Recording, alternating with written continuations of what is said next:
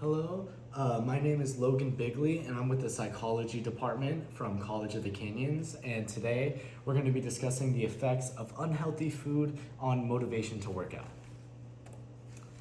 So, first things first, we're going to examine how healthy food affects motivation to work out versus unhealthy food. And we ran an experiment assessing how consuming a healthy food versus an unhealthy food affected people's motivation to exercise.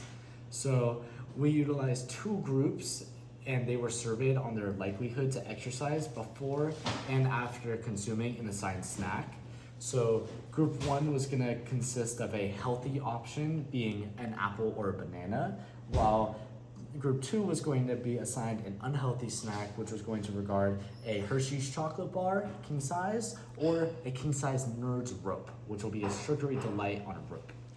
And overall, by the end of our experiment, we found that there was no statistical significance in exercise in increasing or decreasing motivation to exercise, although we did find that there may have been some hangups in our gathering results, which we will assess.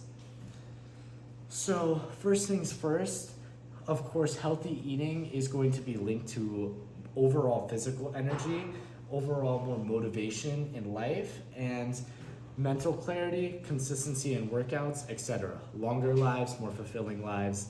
And that's been assessed from studies from Buckland, but studies from the beginning of time. A healthy lifestyle regards a natural balance of vitamins, minerals, macromolecules, micronutrients, and a good amount of exercise to keep your body running smoothly and maintaining a sound level of homeostasis, letting your body or giving your body everything it needs to maintain that level of homeostasis is what you could regard as healthy, although there are societal influxes on that definition of healthy versus unhealthy, which has had overall a huge effect on the way that we perceive things.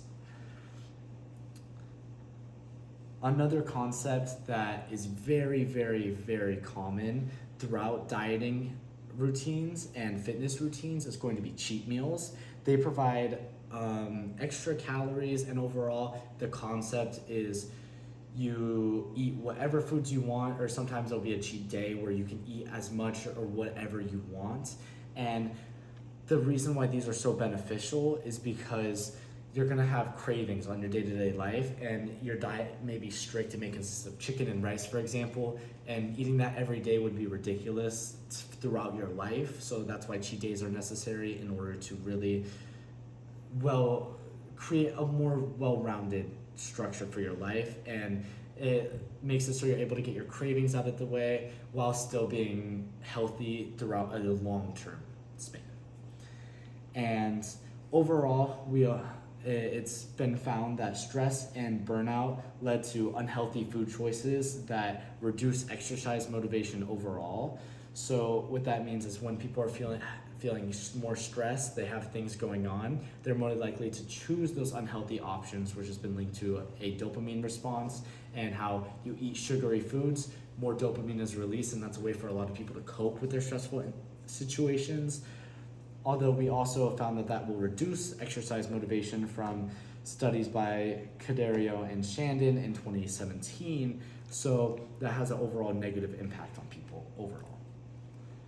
And we also found that unhealthy foods high in carbs, for example, Rice Krispie treats, which are very frequently used and heard of like to eat before a workout in order to boost like what's considered a pump, but really all that means is that when you work out with a higher amount of carbs, it's going to increase blood flow. You're going to have more glucose in your blood, more quick energy for your body to tap into when you're exercising, and that could be a very positive thing. Of course, there are going to be a lot of healthy options like fruits, vegetables, etc. Although we don't always have a can of fruit, or we don't always have a banana on hand and they go bad. So for some people, it's much more convenient to carry around a pack of Rice Krispie treats in the trunk of their car, and they pull it out when they're ready to work out. So that's why an unhealthy food high in carbs might actually be very beneficial to have on hand. And furthermore, a post-workout meal high in carbs, high in protein is going to be really what you're looking for based on studies by Boline in 2012, or 2010, I apologize. And at the end of the day, after a workout, you burned a lot of carbs in your blood. You're gonna need to get your glucose storage high, your energy storage high in order to maintain a consistent energy level throughout your day. It's kind of the goal. You want a consistent, overall well-balanced lifestyle, which is why a lot of carbs after a workout is going to be very important, and almost as important, if not more important, is going to be your protein. You need a lot of protein, which is going to be broken down to amino acids and fill up your muscles after you're finished working out. When you're working out, when you're exercising, especially strength training, you're going to be breaking down your muscles, and those amino acids are going to fill them up, make them larger. It's going to be a meal that's going to be high in calories, carbs, and protein is what's going to overall lead to recovery and muscle growth. So that's what people are looking for when they're exercising, among high energy, etc. Food rewards also can trigger dopamine response, as we assessed earlier, motivating individuals to work out harder, which is why, again, foods high in carbs in the beginning of a workout may be very beneficial. And this study overall is going to be needed in order to explore how various individuals are going to respond to different food choices and impact their long-term exercise consistency. So our hypothesis is that food will boost motivation for consistent exercise in a healthier setting, while unhealthy food can help when used strategically. And our prediction is that healthy foods will make people want to exercise to continue the trend of healthy choices, while an unhealthy food may invoke more compensatory behavior and make people want to exercise to offset the imbalance of that unhealthy choice. So we utilized 18 participants from an Introductory to Behavioral Research Methods class at a Southern California community college, randomly divided into 2 groups, 8 students in group 1 and 10 students in group 2. So group 1 received a healthy snack from a choice of a green apple or a banana, while group 2 received an unhealthy snack between a milk chocolate Hershey's bar or a Nerds Rope. Participants would then answer questions on how often they exercise every week, from a scale from 0 to 10, their efforts to maintain a healthy diet, and from there, a scale from 0 to 10 on how likely they were to exercise before their snack and how likely they were after. So we utilize a between subjects experimental design comparing the motivational impact of healthy versus unhealthy snacks on exercise. And first, Group 1 would enter the classroom, choose a healthy snack between the green apple and banana, ate it, then fill out their survey. Group 2 followed the same procedure, and they would choose their unhealthy snack between the chocolate Hershey's bar and the Nerds Rope. And all participants would receive class credit for participating and a polite thank you given at the end, and they were of course given their snack. So following an assessment of the surveys, we compared their likelihood to exercise before and after, took the difference and ran it through a t-test, and we found that there was no statistical significance between the groups, and our p-value was 0.65, so that was going to mean that there was no statistical significance. And in our mean data, we had group 1, which was the healthy snack, at 1, and group 2 at 1.75. Our median data and our mode data was going to be the same between the 2 groups. Group 1 was going to be 0, and group 2 was going to be 1. So that's our data. This is a bar graph assessing our mean data, just in a visual perspective.